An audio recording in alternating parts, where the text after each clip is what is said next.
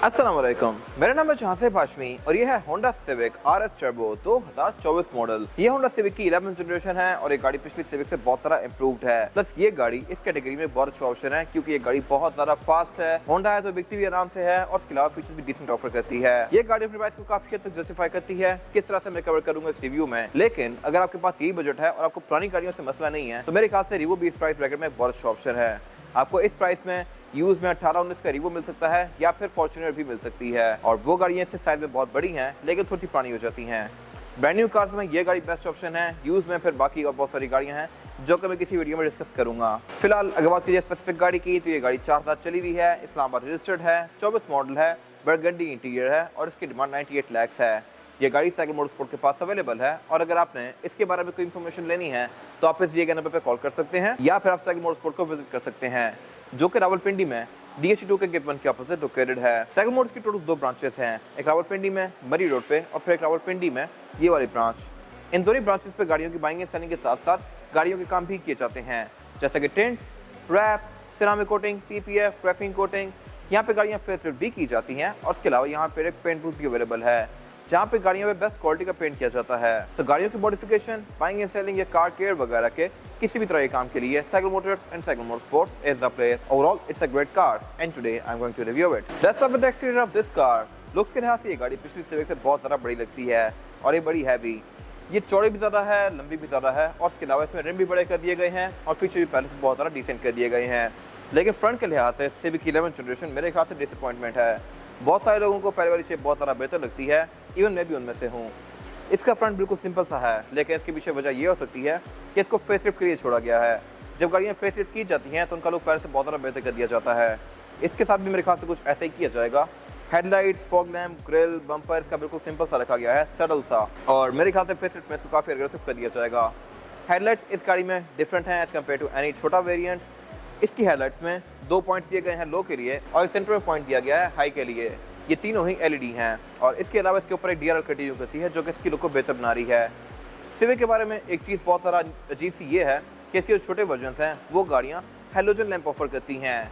वो गाड़ियाँ तकरीबन 70 लाख के आसपास हैं, 70-80 लाख के आसपास, बट स्टिल उनमें प्रोडक्शन लैंप के अंदर हेलोजन लैंप आता है, इवन बाय सराउंड भी नहीं आती। तो ये मेरे ख्याल से एक बहुत वियर्ड चीज़ है। होंडा को इस हद तक चीप आउट नहीं करना चाहिए। बाकी फॉग लैंप इस गाड़ी में LED में दिए गए हैं। फ्रंट पे ये गाड़ी फ्रंट कैमरा भी ऑफर करती है और इसके अलावा इसमें होंडा सेंसिंग भी आता है जो कि बेसिकली इसका रडार है, इसमें एडप्टिव क्रूज कंट्रोल, इस तरह की बहुत सारी चीज़ें आती हैं जो कि इसकी लाइट को और ज़्यादा बेहतर बनाती हैं। बाकी वाइपर भी इसमें थोड़े से हिडन दिए गए हैं बोनेट के नीचे। हेडलाइट्स के अंदर इसके ऑटोमेटिक वाला फीचर भी आता है, यानी कि ये ऑनेट को सेंस करके ऑटोमेटिकली ऑन और ऑफ होंगी। और इसके अलावा इसका जो नोज है ये काफ़ी बड़ा दिया गया है, ये थोड़ा सा अजीब सा लगता है। और अगर बात की जाए इस गाड़ी की साइड प्रोफाइल की तो ये भी लुक्स के लिहाज से डिसेंट है। ट्रैक्टर लाइन्स यहाँ पे काफ़ी स्ट्रॉन्ग दी गई हैं जो कि फ्रंट फेंडर से टेल लाइट से कंटिन्यू करती हैं और इसके अलावा सिर्फ एक RS में कुछ चीज़ें डिस्टिंक्टिव हैं। वो क्या है मैं कवर करूँगा अभी बिल्कुल साइड पे जाके। फिलहाल अगर बात कीजिए इस गाड़ी की साइड मिरर की तो ये ग्लॉस ब्लैक कलर में है, RS में ऐसा ही आता है। ये रिट्रैक्टेबल है, एडजस्टेबल है, इसमें ऑटो वाला फीचर भी आता है, यानी कि ये गाड़ी को लॉक अनलॉक करने के साथ साथ फोल्ड और अनफोल्ड भी होता है लाइक दिस। फेस में इंडिकेटर भी दिए गए हैं और ये हीटेड भी है। तो मेरे ख्याल से सिविक के साइड मिरर के लिए ये काफ़ी अच्छे खासे फीचर्स हैं। फिर इसके अलावा इसमें रिम भी 17 इंचेस के आते हैं और ये है भी मैट ब्लैक कलर में।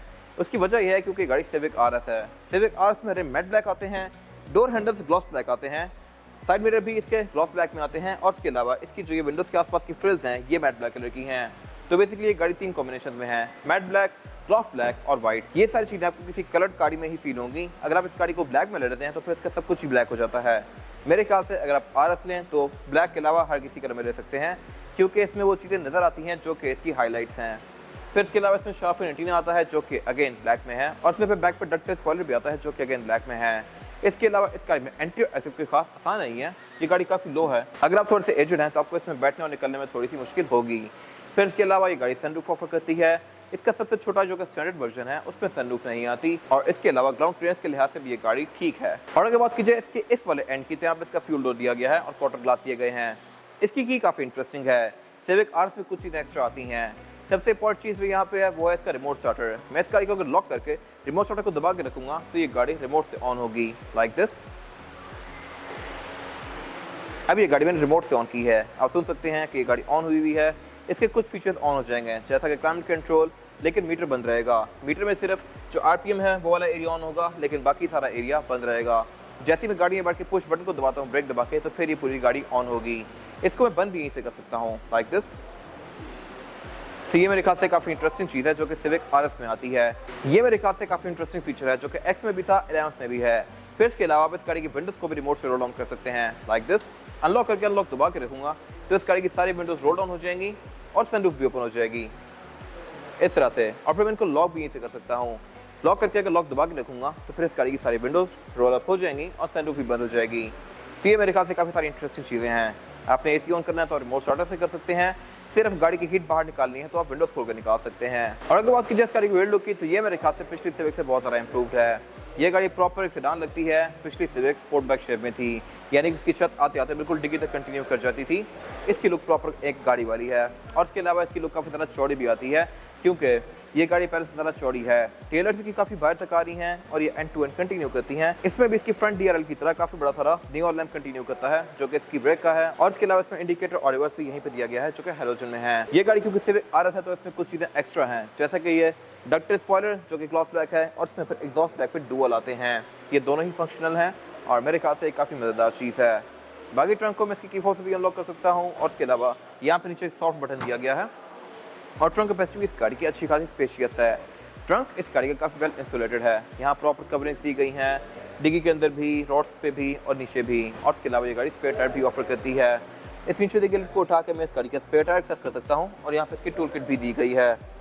रेयर बेंचेस इस जनरेशन में भी फोल्डेबल नहीं है, ये फिक्स ही हैं। इस कैटेगरी में सिर्फ यही कार है जो कि फिक्स बेंचेस ऑफर कर रही है। इलेंट्रा के भी फोल्डेबल हैं, ग्रैंडे के भी फोल्डेबल हैं। I am not sure Honda को इससे क्या इशू है। ये काफ़ी यूजफुल फीचर है जो कि गाड़ी में होना चाहिए बट होंडा नहीं देता। इसके अलावा लोग एक्सपेक्ट कर रहे थे कि इसमें पार्किंग सेंसर्स आएंगे जो कि नहीं दिए गए और इसके अलावा यहाँ पे कुछ खास है नहीं। इसके बाद अगर बात की जाए इस गाड़ी के इंटीरियर की, तो ये specific car civic RS burgundy interior वाली है, यानी कि टॉप ऑफ लाइन। इसमें हर वो चीज़ ली गई है जो कि सिविक RS ऑफर कर सकती है।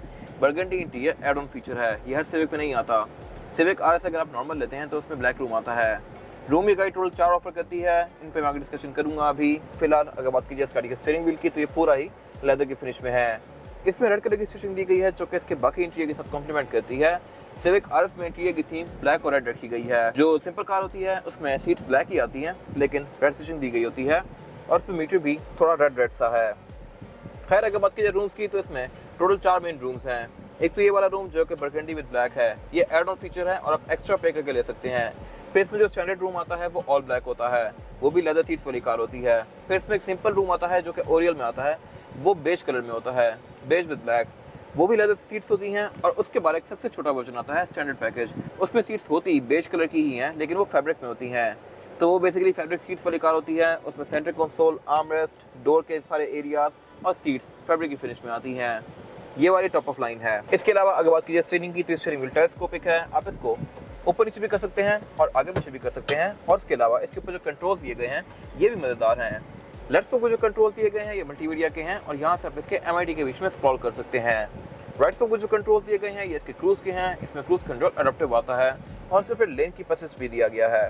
फिर ये गाड़ी पैडल शिफ्ट भी ऑफर करती है, यानी कि आप इसको अप शिफ्ट और डाउन शिफ्ट मैनुअली कर सकते हैं। इसके अलावा अगर बात की जाए हेडलाइट्स की कंट्रोल की, तो इसमें हेडलाइट्स ऑटोमेटिक फीचर के साथ आती हैं, यानी कि डे और नाइट को सेंस करके ऑटोमेटिकली ऑन और ऑफ होंगी। और इसके अलावा फॉग के कंट्रोल भी इन्हीं पे दिए गए हैं। वाइपर के कंट्रोल भी इस गाड़ी में ऑटोमेटिक फीचर के साथ आते हैं, यानी कि ये भी डे और नाइट को सेंस करके ऑटोमेटिकली ऑन और ऑफ होते हैं। इसके बाद अगर बात की जाए इस गाड़ी के मीटर की, तो मीटर इसका लुक्स के लिहाज से काफी मजेदार है और ये वैसे ही है जैसा कि पहले इनसाइड क्या अकॉर्ड में आया करता था। ये हाफ एनालॉग है, हाफ डिजिटल है। लेफ्ट पे स्क्रीन दी गई है, राइट पे इसका एनालॉग डायल दिया गया है। स्पीड लिमिट इसका 260 किलोमीटर तक है, वैसे यूजली 240 तक आती है। और इसके अलावा लेफ्ट पे जो स्क्रीन दी गई है इसके बीच में आप लेफ्ट स्पोक पे दिए गए स्क्रॉलर व्हील से नेविगेट कर सकते हैं। इस स्क्रीन के बीच में बहुत सारे फीचर्स आते हैं, जैसा कि ये आपको ट्रेस, एवरेज किलोमीटर पर लीटर और से टेम्परेचर इस सारी चीजें शो करवाती ही है, लेकिन यहाँ पे आपको गाड़ी की इन्फॉर्मेशन भी शो कराएगी ये गाड़ी। और इसके अलावा फिर इसमें आप नो कंटेंट भी सिलेक्ट कर सकते हैं। नो कंटेंट में ये 2 मेन टाइप्स बन जाते हैं, RPM और स्पीडोमीटर का। फिर इसके अलावा आप इस डिस्प्ले को कस्टमाइज भी कर सकते हैं। और इसके अलावा यहाँ पे और बहुत सारी चीजें शो करवाती है, जैसे कि ड्राइवर अटेंशन, मेंटेनेंस इंटरवल्स, इस तरह की बहुत सारी चीजें जो कि काफी यूजफुल हैं। फिर अगर मैं ड्राइविंग मोड चेंज करता हूँ तो उसके साथ भी इसका डिस्प्ले चेंज होता है। अगर ये मैं स्पोर्ट में लेके जाता हूँ तो अभी बिल्कुल रेड सी हो गई है, लेकिन अगर मैं इसको नॉर्मल पे करता हूँ तो ये व्हाइट हो गया सब कुछ, और इको में काफी हद तक ये चीजें ग्रीन हो जाती हैं। तो ये बेसिकली इसका मीटर है। इसकी मीटर की हाउसिंग लुक के लिहाज से डिसेंट सी है। यहाँ पे सिल्वर कलर की फ्रिल्स दी गई हैं, ये सारे सॉफ्ट टच पैडिंग की फिनिश में है। और अगर बात की जाए इस गाड़ी के डैशबोर्ड की, तो ये साइज के लिहाज से ठीक है, लेकिन जो सिविक की 8th और 9th जनरेशन थी, यानी कि रिबॉर्न और रिबर्ट, उनके डैशबोर्ड बहुत ज़्यादा बड़े थे। लेकिन उसके पीछे वजह भी थी। उनके डैशबोर्ड को बड़ा करने के लिए कंपनी ने बोनट छोटे कर दिए थे। आप अगर रिबॉर्न का बोनट देखें या रिबर्ट का बोनट देखें तो साइज के लिहाज से इससे आधा है। सिविक एक्स का बोनट बड़ा था लेकिन उसका डैशबोर्ड छोटा था। Same goes for this car, इसका भी बोनट बड़ा है लेकिन डैशबोर्ड छोटा है। इसके अलावा इसके डैशबोर्ड में ये मल्टीमीडिया स्क्रीन दी गई है जो कि फ्लोटिंग है। ये अलग से डैशबोर्ड से ऊपर निकली हुई है। इसमें ब्लूटूथ, ऑक्स, नेविगेशन, USB, इस तरह की सारी चीजें आती हैं। यहाँ पे आप कार्ड भी लगा सकते हैं और इसके अलावा इसमें फ्रंट कैमरा भी आता है। ये गाड़ी टोटल 3 कैमरा ऑफर करती है, एक फ्रंट पे, एक बैक पे और एक सेंटर में। और इस गाड़ी में एक चीज खत्म की गई है जो कि पिछली सिविक एक्स में आती थी। पिछली सिविक एक्स में यहाँ पे स्क्रीन आती थी और उसमें एक कैमरा यहाँ भी दिया गया होता था। तो बेसिकली सिविक एक्स में 4 इंटीरियर कैमरास हैं, इस गाड़ी में 3 हैं। पिछली में 2 स्क्रीन थी, इसमें एक स्क्रीन है। तो इसमें ये वाला फीचर किल कर दिया गया है, I am not sure why. और उसके अलावा इसमें सेंटर कंसोल स्लाइडिंग वाला भी नहीं है। सिविक एक्स में स्लाइडिंग आता था। बाकी इस मल्टीमीडिया स्क्रीन से नीचे इसके एयरवेंट्स दिए गए हैं। एयरवेंट्स इसके लुक्स के लिहाज से काफी मजेदार हैं क्योंकि इनके ऊपर एक ये हनीकॉम्ब ग्रिल दी गई है जो कि फिक्स ही है। नई कार्स में एयरवेंट्स सब काफी मिनिमलिस्टिक से कर दिए गए हैं। अगर आप i7 देखें, मोस्टली नई ऑडीज देखें, BMs देखें, मर्सिडीज देखें तो उनमें एयरवेंट्स बहुत पतले कर दिए गए हैं और कई गाड़ियों में तो आपको नजर भी नहीं आते। i7 में आपको एयरवेंट्स लिटरली वॉल करने पर नजर आएंगे, वैसे नजर भी नहीं आएंगे। इसमें भी ऐसा ही है। इसके मैकेनिज्म को हाइड कर दिया गया है, जस्ट इसमें एक नॉब दिया गया है जहाँ से आप इसको मूव कर सकते हैं और बाकी सारा एयरवेंट पीछे है, आपको इसकी मूवमेंट नजर नहीं आती। सेंटर में इसका फिर यह सेलेक्ट बटन दिया गया है, नीचे क्लाइमेट कंट्रोल दिया गया है। क्लाइमेट कंट्रोल की गाड़ी डुअल जोन ऑफर करती है और ये चीज़ भी सिविक में पहली बार आई है। ड्राइवर और पैसेंजर अपनी मर्जी के लिहाज से क्लाइमेट कंट्रोल को एडजस्ट कर सकते हैं, लेकिन इसमें क्लाइमेट एडजस्ट करते हुए जो आसपास की लाइट्स हैं ये अपना कलर चेंज नहीं करती। होंडा HRV जो कि इससे छोटी कार है उसकी क्लाइमेट कंट्रोल की लाइट्स चेंज होती हैं। अगर आप टेम्परेचर हाई करेंगे तो वो रेड होंगी, लो करेंगे तो ब्लू होंगी। इसमें ये एक ही रहती हैं। फिर इसके अलावा नीचे इसका ये रेड मिशेल डिफॉगर दिया गया है और इसके साइड मिरर का डिफॉगर भी दिया गया है। साइड मिरर ये गाड़ी हीटेड ऑफर करती है। फिर इसके अलावा यहाँ पे एक मैक्स कूल का ऑप्शन दिया गया है जिससे ये गाड़ी AC को मैक्स आउट कर देती है। उससे नीचे इसका ये स्टोरेज कंपार्टमेंट दिया गया है, USB इनपुट दिया गया है, 12 वोल्ट का पावर आउटलेट दिया गया है और उससे पीछे इसका ये गियर सिलेक्टर दिया गया है। इसमें जो गियर सिलेक्शन है वो है P, R and D की और D में करके आप इस गाड़ी को मैनुअली भी चला सकते हैं। उससे पीछे इसका ड्राइव मोड सिलेक्टर दिया गया है। ड्राइव मोड की गाड़ी टोटल 3 ऑफर करती है, नॉर्मल, इको और स्पोर्ट। तीनों के साथ इसके मीटर का डिस्प्ले भी चेंज होता है। फिर उससे पीछे ब्लैंक स्विच दिया गया है। आई एम नॉट श्योर यहाँ पे पोर्टेड वर्जन के अंदर क्या होता होगा। उससे पीछे इसकी पार्किंग ब्रेक दी गई है जो कि इलेक्ट्रॉनिक है और ब्रेक होल्ड दिया गया है। ब्रेक होल्ड भी काफी यूजफुल फीचर है अगर आपको यूज करना आ जाए।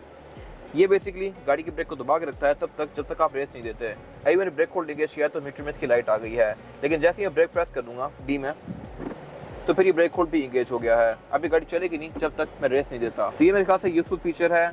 गाड़ी उतराई हुई पीछे भी नहीं आएगी, आगे भी नहीं जाएगी, बेशक जितनी मर्जी उतराई हो और हैंड ब्रेक इंगेज ना भी हो। ये बेसिकली आपके लिए हैंड ब्रेक को पकड़ के रखता है। फिर साथ यहाँ पे कप होल्डर्स दिए गए हैं। कप होल्डर्स में एक कम डीप है, एक ज़्यादा डीप है। उससे पीछे इसका सेंटर कंसोल दिया गया है जो कि स्पेस के लिहाज से स्पेशियस है लेकिन सिर्फ एक्स से छोटा है। इसमें एक ये ट्रे दी गई है जो कि अगेन इंटरेस्टिंग है। इसके बैक पे सिविक की फर्स्ट जनरेशन बनी हुई है और यहाँ पे एक टैगलाइन दी हुई है, the Civic history goes on. Nice attention to detail Honda. लेकिन इस गाड़ी में इन ट्रेस की 2 जगह दी गई हैं। मेरे ख्याल से यहाँ पे 2 ट्रेस आनी चाहिए थी और फिर आप एक को निकाल के इसको यूज़ कर सकते हैं, बट इसमें दी एक ही गई है। अब इसको ये आगे या पीछे लगा सकते हैं इस तरह से। और इसके अलावा इसका जो हुड है स्लाइडिंग नहीं है। पिछली बहुत सारी सिविक्स में स्लाइडिंग ही आ रहा था, अब खत्म कर दिया गया है। बाकी अगर बात कीजिए इस गाड़ी की सीट्स की तो ये पूरी ही लेदर की फिनिश में है। ये गाड़ी बर्गंडी इंटीरियर वाली है तो इसका कलर थोड़ा यूनिक सा है।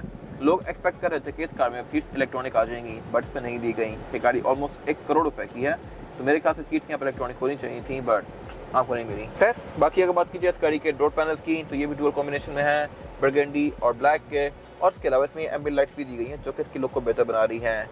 ये चीज़ भी सिविक RS तक लिमिटेड है और ये एम्बिएंट लाइट बेसिकली पार्किंग के साथ ऑन होती है। अगर मैं लाइट्स ऑफ कर दूंगा तो ये ऑफ हो जाएंगी। जैसे ही पार्किंग ऑन करूँगा तो अब ये ऑन हुई है और ये सिर्फ आगे ही आती हैं, बैक पे नहीं आती। फिर ये चीज़ ड्राइवर और पैसेंजर के फुट पैनल में भी दी गई है। और इसके अलावा सिविक RS में जो पेडल्स हैं, अगर बात कीजिए विंडोज़ की तो सिविक RS में चारों ही सिंगल टैप वाली आती हैं। और इसके अलावा इसमें डोर लॉकर यहाँ पे दिया गया है और लेफ्ट भी दिया गया है। साइड मिरर इस गाड़ी के रिट्रैक्टेबल हैं, इनको मैं गाड़ी के अंदर से ही फोल्ड और अनफोल्ड कर सकता हूँ। और इसके अलावा यहाँ पे इसका फिर होंडा सेंसिंग का बटन दिया गया है। होंडा सेंसिंग बेसिकली एक रडार ही है जो कि एडाप्टिव क्रूज कंट्रोल को इनेबल करता है इस गाड़ी में।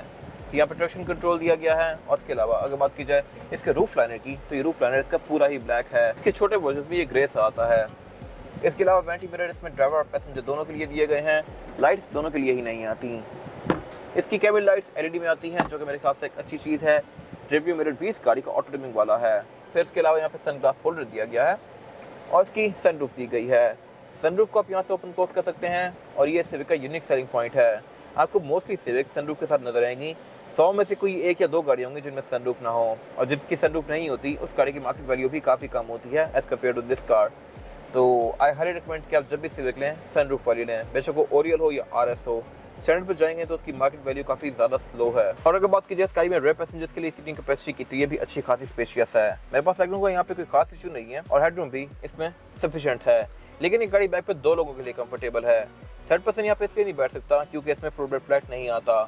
यहाँ एक काफ़ी बड़ा सारा हम्प किया गया है, तो थर्ड पर्सन को बैठने में थोड़ी सी मुश्किल होगी और सीट्स भी सेंटर से थोड़ी सी रेज्ड हैं, लेकिन अमेनिटीज यहाँ पे अच्छी दी गई हैं। रेयर पैसेंजर्स के लिए एयर वेंट्स दिए गए हैं सेंटर में भी और पाँव पे भी। फिर इसमें सेंटर कंसोल आता है जिसको निकाल के मैं एज एन आर्मरेस्ट यूज़ कर सकता हूँ और इसमें 2 कप होल्डर्स भी दिए गए हैं। फिर इसके अलावा इसमें केबल लाइट्स दी गई हैं जो कि LED में है। रूफ लाइनर इसका थोड़ा सा यहाँ से नीचे है और उसकी वजह यह है कि इसमें सनरूफ आती है। अगर आप विदाउट सनरूफ वाली कार लेंगे तो वो सेंटर से थोड़ी सी ज़्यादा ऊंची होगी।